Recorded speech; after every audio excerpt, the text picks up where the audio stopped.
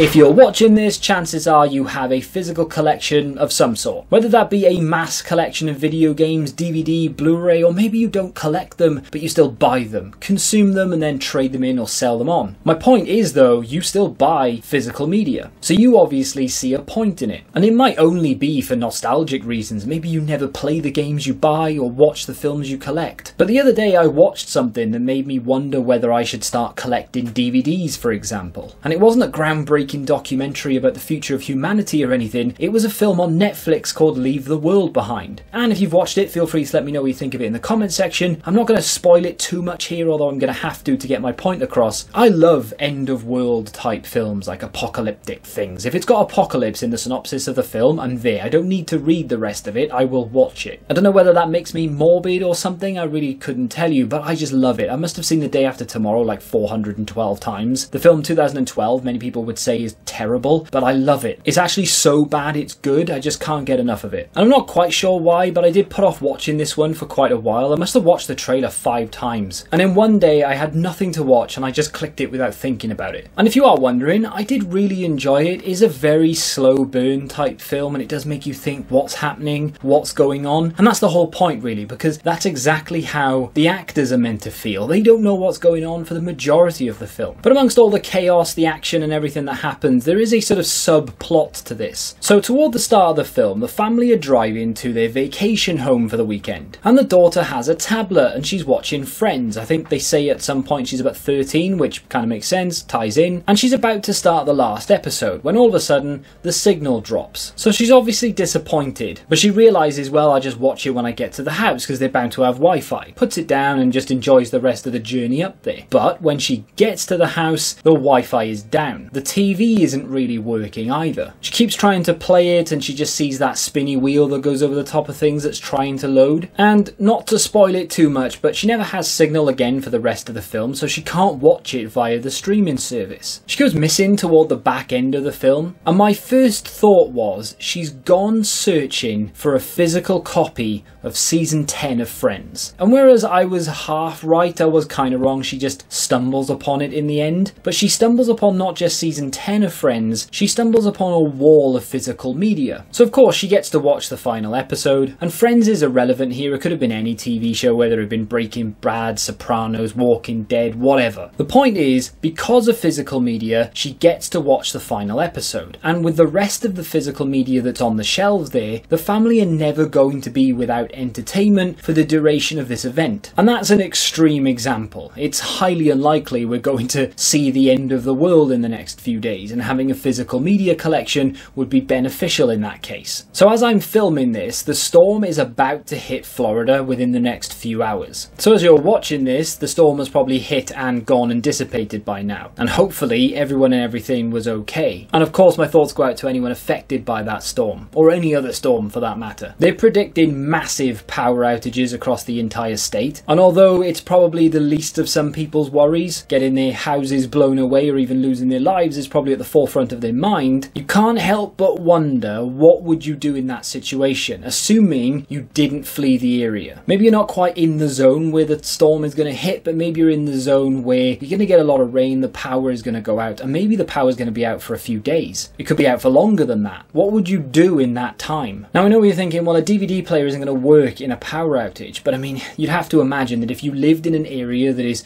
used to getting hurricanes and storms of this nature, you'd probably have some sort of backup generator or like external power bank. Is it those, are they called EcoFlow or something? They're massive power banks that can run things for days. And of course, if you're just running a TV and a DVD player, it's going to use far less power than if you're trying to run a PlayStation or an Xbox, for example. So having a massive DVD collection there would actually be beneficial. Now, for someone like me who lives in the UK, where yes, we do get battered by storms fairly regularly, in fact, it's pissing down right now. But the power very rarely goes out, and that's kind of down to the fact that we have a pretty good national grid system. If you lived in Spain, on the other hand, I would imagine the power would go out every other day. My mother lives in Spain and she says it's horrendous. And they don't really have storms, it just keeps going out for some reason. Without diving into politics or anything like that too much here, but it does make you wonder, you know, what's around the corner. We seem to be on the verge of World War III every other day. If you listen to Twitter, now I don't, as it happens, so I'm never really worried about it, but it might happen. And as I mentioned before, sure, the first thing you think about when you think of World War III isn't, oh, I wonder if I've got friends on DVD to keep me occupied. It's probably more like, I hope I don't die in this situation. But my mind doesn't think about that. It thinks, how am I going to alleviate the boredom? Well, I'm going to watch a DVD. So should I start collecting DVDs? And DVDs are everywhere, of course. I mean, I'm in CEX right now and I'm walking around, and I mean, look how many DVDs they have.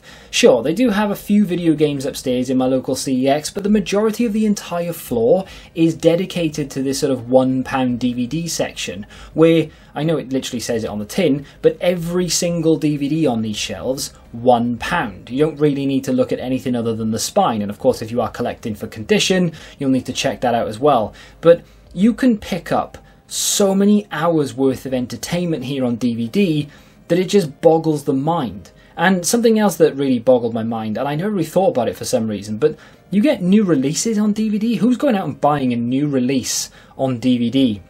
And I'll talk more about that when I actually pick one of them up. But the reason why I don't buy DVD is just because TVs have gotten bigger and bigger, and DVD quality only really suits a certain size of television. I would say 42-inch is probably the biggest I could watch a DVD on without thinking, right, the quality is just too bad for me, it's painful to watch. If it's an old film, you know, the 80s, 90s or whatever, it kind of adds to the charm of it a little bit more, and I don't mind it too much. But if you're watching something newer, you know, 2000s onwards, really, I don't really want to watch it in a DVD format. I'd rather wait for a Blu-ray or download it in HD or something. But something like this, for example, MASH. MASH is fantastic. If you've never seen it, maybe it's not for you, but I absolutely love it. And each season here was only £2. Now, that's not bad. I don't know how much the entire collection of MASH is, but it's all cover reprinted. But I was thinking, cover reprinted wouldn't really bother me on a DVD, because I'm not really buying these things for, like, collection purposes. I mean, okay, if I could buy it non-reprinted cover, I absolutely would. But I was thinking to myself, well, it would just be there for the sake of watching it. It's not like a video game. It doesn't really feel the same way. Looking at Game of Thrones here, and of course, all this is DVD. The Blu-rays are all downstairs. Season 1 to 5 for £10. I mean, that is some of the best television you will ever watch for just 10 quid. Friends there, ironically. The entire collection of Fawlty Towers for just £6. I mean, it won't last you that long because there aren't that many episodes, but it is absolutely fantastic television. And then this, it does say season 1, although technically speaking I suppose it's season 12. This is the brand new Frasier, £20, which is a lot of money, but it is brand new, and that was what prompted me to think, well, do they still make DVD? Like, I didn't know. How stupid is that? I didn't really think about it. They still make DVD, because I just couldn't fathom who would be buying it, because Blu-ray is such a norm these days. And I walk over to the video games, and of course, in my opinion, preserving, buying and playing video games, physical at least, is one of the most important things that any video game enthusiast can do, right? And I did have a couple of revelations about that as well, which I will talk about in another video, because some things did surprise me there. And it might just be my CEX, although it may be many of them. But going back to DVD and Blu-ray and 4K, for example, it did make me really want to start collecting DVDs. I'm not going to start a DVD collecting channel unless you really want to see that sort of thing. And of course, it is going to get to the point where I would run out of room, because I would want to buy a lot of things on DVD. And to be fair, I do still own some, and I buy them, not regularly, but I do buy them every now and then. So I have season 1, 2 and 3 of the British Empire. Now, there are an awful lot more than this, but I'm just waiting to find them cheap. If I see them in my local CEX, I'll buy them. If I see them in a boot sale, I'll buy them. So for example, I think I bought that in a boot sale for 50p. I bought those two in CEX in Bristol, I think, quite a while ago now. And I remember picking up the complete collection of Blackadder from CEX. This was bought a long time ago. I'm talking 10 years plus I've had this. And TV shows like that are a lot different to movies. So movies you can find on Netflix quite regularly, or Amazon, or you can, you know, not illegally download them. But when it comes to TV shows like Blackadder and the more obscure things like British Empire, having them physical is so much more important than anything else because it's so difficult to find them. If I didn't own British Empire on DVD and I wanted to watch just one episode of it, I genuinely wouldn't know where to go. I'd have to Google where to watch it, and even then the results would throw up some random places. I'd have to pay another subscription potentially to go and watch it. I haven't got a clue where I would go. So apparently it is available on ITV, which I didn't know. However, it is a premium service through ITV, so I would have to pay for it. I don't quite know how much it is. So it's £5.99 for the month or 60 quid for an annual subscription. Now, it's not just the British Empire they have on ITVX, they have an awful lot of other things as well. Films, I've just seen that they have Rambo First Blood, quite a lot of TV shows, Dad's Army I'm looking at right now, Two Doors Down, whatever the hell that is, Fat Friends, which is currently on Netflix I think, Friday Night Dinner, which is currently on Netflix, and of course they've got things like Only Fools and Horses, Keeping Up Appearances, Vicar of Dibley, the classics. But am I really going to pay 60 quid a year for this subscription on top of my Netflix and my Amazon, and the list goes on and on? I would much rather go into CEX, go to a boot sale, go on eBay even, and pick up these series of British Empire, Blackadder and whatever it may be for £1 or £2 here or there, stick them on the shelf, and if I ever want to watch them, they're there ready, willing and waiting. And what happens if the power goes out? What happens if my internet gets cut off for whatever reason? I don't need to worry about trying to get signal to watch ITVX. I can just pick up a DVD off the shelf, put it on and away I go. I did mention of course that I don't really like watching DVDs on a TV bigger than a 42-inch because the quality just gets terrible, which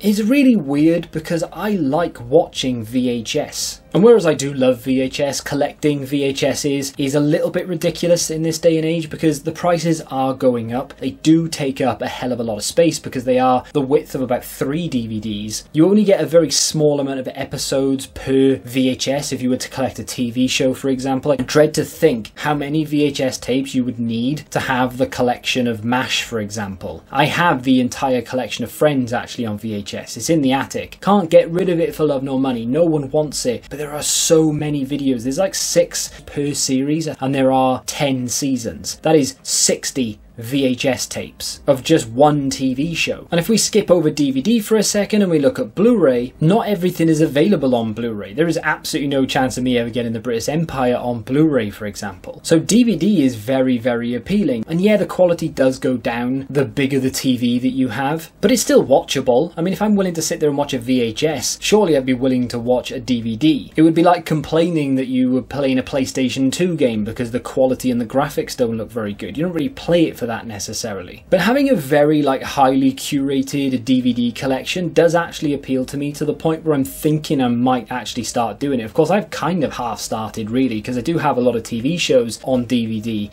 but I never really think of buying films on DVD. But they are cheaper than they ever have been. And I'm not saying that in the future they will go up in price. They might do, I've got no idea. There does seem to be an abundance of them compared to what there ever was of VHS. But just for a second, if you forget about collecting for the sort of appreciation, you're not worried if it's going to go up in price over time. That doesn't matter. That's not going to come into it. You're buying them to watch them, to consume them, and of course to have them there for if anything does happen. Because it can happen. I mean, there are plenty of website streaming services like Xbox Live and PSN go down every other week. There's always a problem with it. You can never get online. And if we have an extended period of that, what are you going to do? Well, if I've got a DVD collection, I'm not that bothered. What was the point of the video? I don't really know. I just watched that film and thought to myself, I think having a DVD collection might actually be a good idea. And in turn, of course, having a physical video game collection I think is a very good idea. But I have started that. I'm not saying I'm going to start filming and showing you my pickups of DVDs or anything. That's not what I'm going to do here. But I think it's safe to say that I am far more open now to buying DVDs and collecting them and making some space in my room for them than I ever have been. And it's all thanks to certain things falling into place here or there. But it did make me wonder as well what other people do in their collecting habits. So in the comments, let me know, do you collect DVDs? Do you still buy them brand new, for example? Or maybe you're thinking about building it now, or maybe you've been thinking about building it for a long time and now might be the time you start to do it, because it's never been cheaper